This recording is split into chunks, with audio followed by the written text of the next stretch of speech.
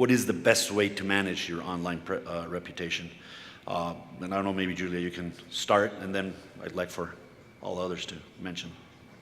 Sure. So, I think everybody is well aware that it's important to be aware of what your reputation is online, but it's also important that you track it over time and manage it. And I spoke a little earlier about how important content is, because content is really king. And when somebody, types in your brand, let's just use RCI as an example, and they type that into a search engine, you want positive content to come up first. So by you posting content about yourself, allowing other people to comment on it, that content is going to rise to the top of all the search engines. And it's through that prevalence of positive content and creating conversations around topics that are kind of not controversial. So talking about where was your latest vacation to, what was the best vacation that you ever had, what's your favorite restaurant when you travel to Cancun? All of those things will spark really positive dialogue. And that positive dialogue allows you to kind of push the positive content to the top and push any of the negative chatter and comments to the bottom. But really, in order to truly measure and watch your brand over time, you need to have a team of people dedicated to that. So I mentioned that we have a timeshare online listening center at RCI, and we are tracking over 345 resorts right now over time and helping them manage their online reputation, helping them spread those positive mentions and take those maybe not so positive comments online and really make sure that everybody's engaging in that social customer service. But it takes people, it takes technology, and it takes dedication, because it's not something you could just set and forget. You need to constantly engage and monitor in it every single day, really day and night. Mark? I think the monitoring is definitely important. I also think that having the people who are monitoring being able to take action when needed. I think one of the panelists had mentioned the importance of being authentic and acknowledging mistakes when they happen and addressing issues in that way. I think that's really important from a social media perspective, but then also enabling the people who are interacting on your behalf with your customer to take action. So if there's a service issue or something like that with a hotel or an airline, something goes wrong in the travel experience, having people equipped to be able to reach out to the customer and actually help them, I've seen that turn into a very positive mention in the social media framework. Carlos or Frank? Brand is a big influencer when it comes to social media. When it comes to online reputation. Specifically, if you have a brand that's high-end and expectations are very high, it could hurt you online, because if you deliver a subpar product, there you set up yourself for disappointment. So a brand can hurt you or help you. If there's low expectations of your brand, it could help you with your online reputation, because you're just delivering enough and what's expected. The next thing about brand, the reputation, you can have the greatest brand, but if you're not delivering at the property level, it doesn't matter what you do, you're going to be hurt. So you have to take care of your issues and problems before they arise, take care of them prior to checking out. But one of the big things about a brand is that you have to choose your brand carefully, because brand reputation is not only one country or one region. Brand reputation comes from all around the globe. So if you have a particular reputation or there's a particular perceived value in your brand in one region, it could really play havoc on your worldwide view on how your brand is perceived. Yeah, from my end, obviously online reputation, as a marketer, there was the day, that we would actually spend, good amount of resources and care in putting out together, a marketing campaign. And be very detailed, and these are the taglines that we want to come up with, and engage an advertising firm.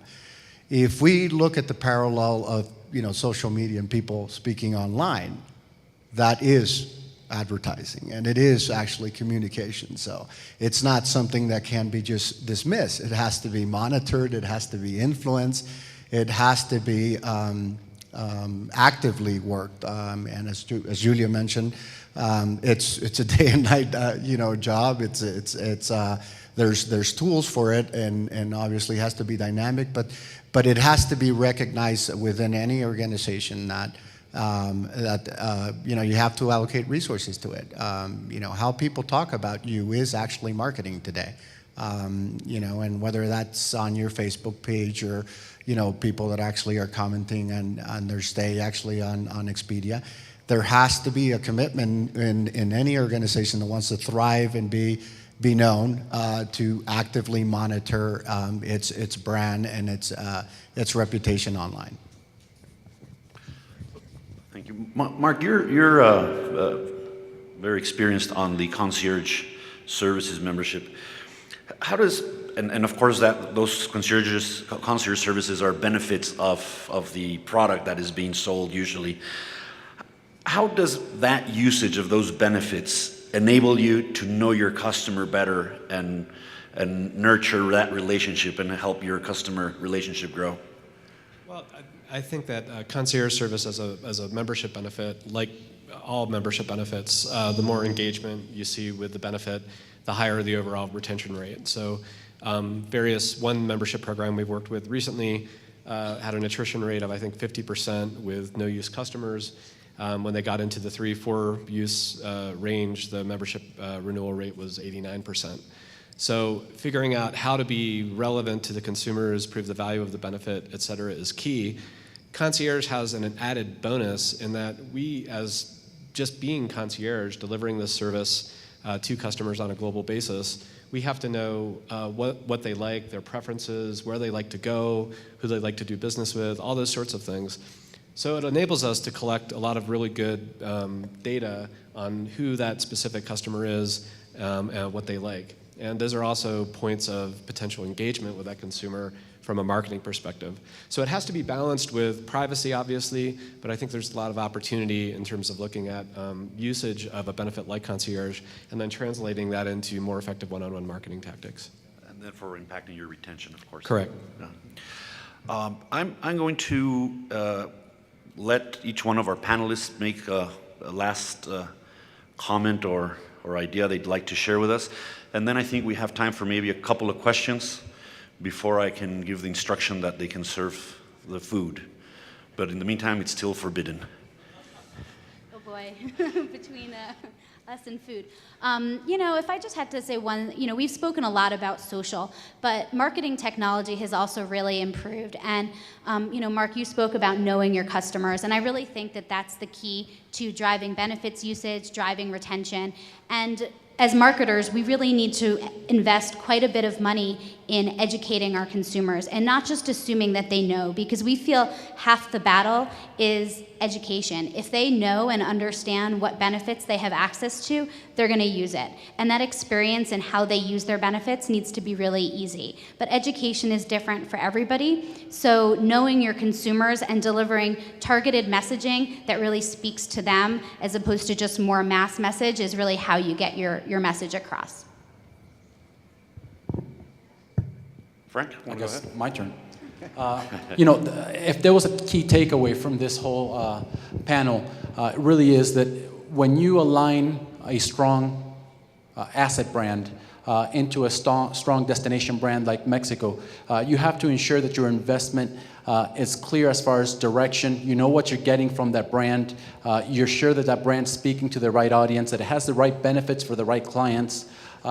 Because it's very, very easy just to buy into a brand and misuse the brand where it potentially could hurt you.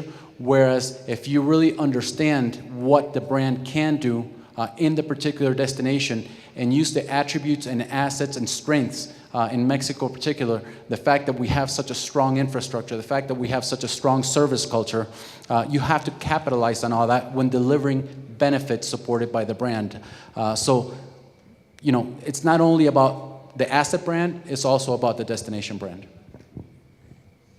Yeah, and in closing all this, you know, branding and marketing and all that, you know, I'd like to recap it. It's know thy customer, know thyself. In our industry particularly, that's an evolving target.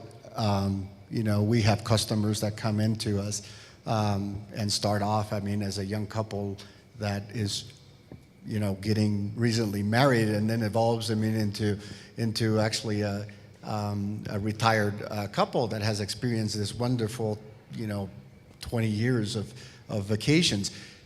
You have to be able to speak to all that different audience that is your customer. You have to be able to actually create programs and create marketing programs that address all those different components of your audience, and particularly in our industry, where that audience is basically loyal to you after they become a member and evolves in different points of their life.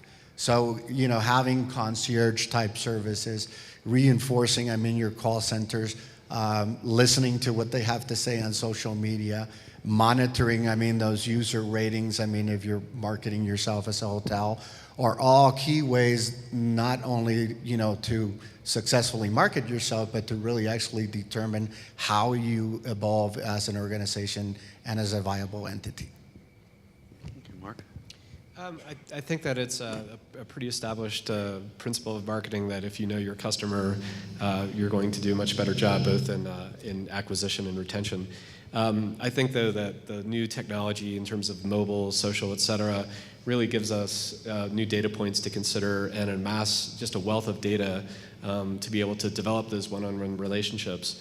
And while a lot of that technology is still in its infancy stage, I think it's a really exciting future to be able to take something like Facebook data, Foursquare data, et cetera, and then really fine-tune a great one-on-one membership experience. Okay, very good. Do we have any questions from the audience? Erika. Do you have a microphone? Ahí está el micrófono. Hi.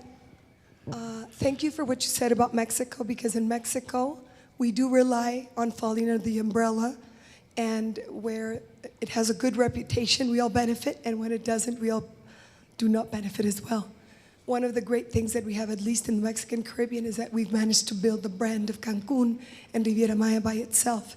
And sometimes when it has been needed, we've had to divorce ourselves, with all due respect to our flag, of course.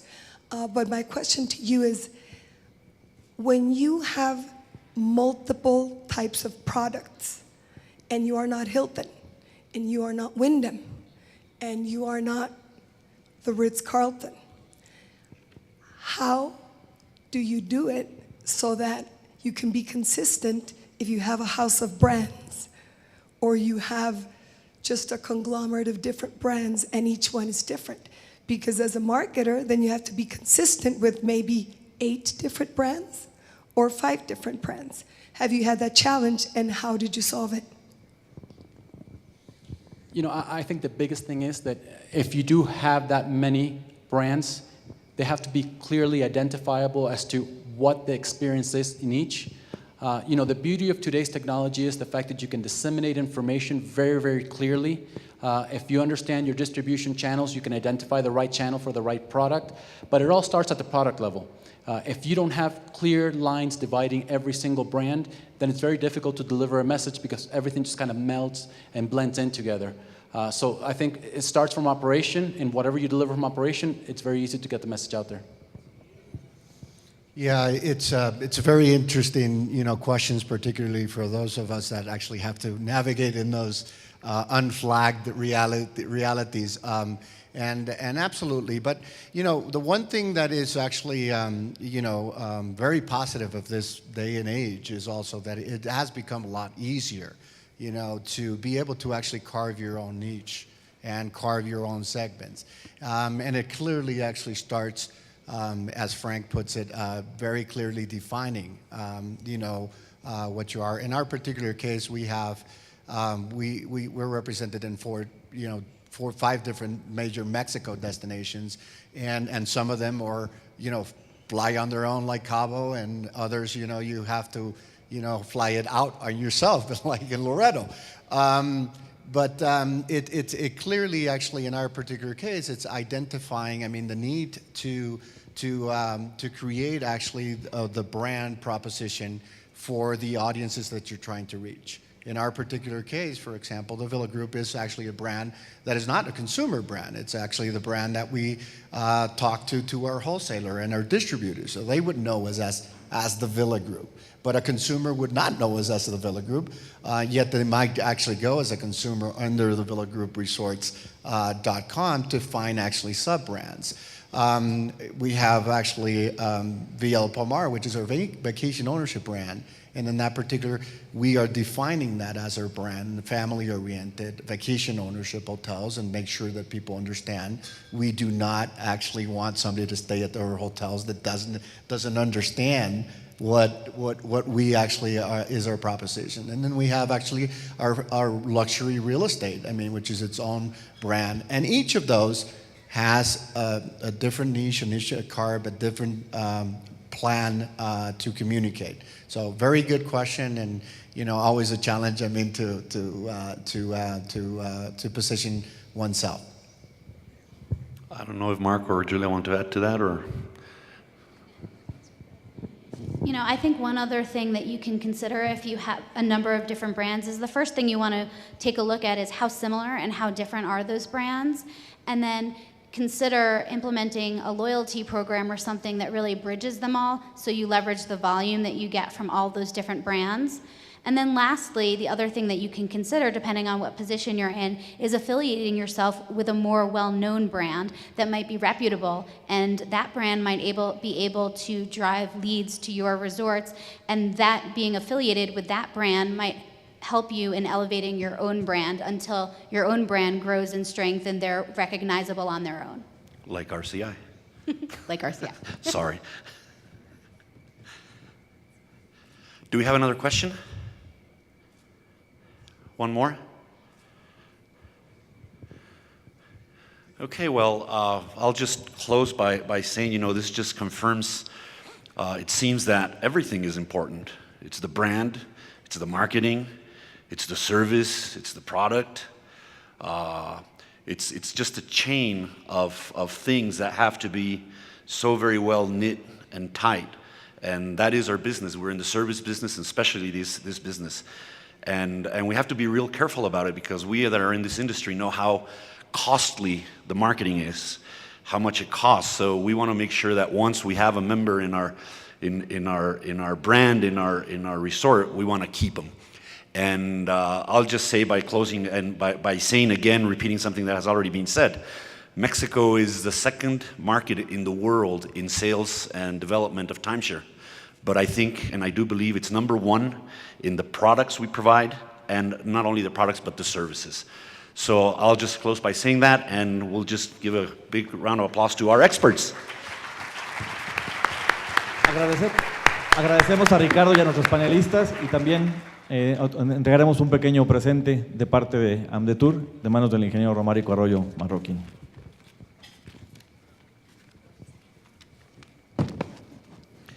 Y a propósito, el ingeniero Romárico me dijo que no se preocupen, que él se va a encargar, que Amdetur va a hacer todo esto de programa de media social, ¿verdad? Por aclamación popular. Sí. Gracias.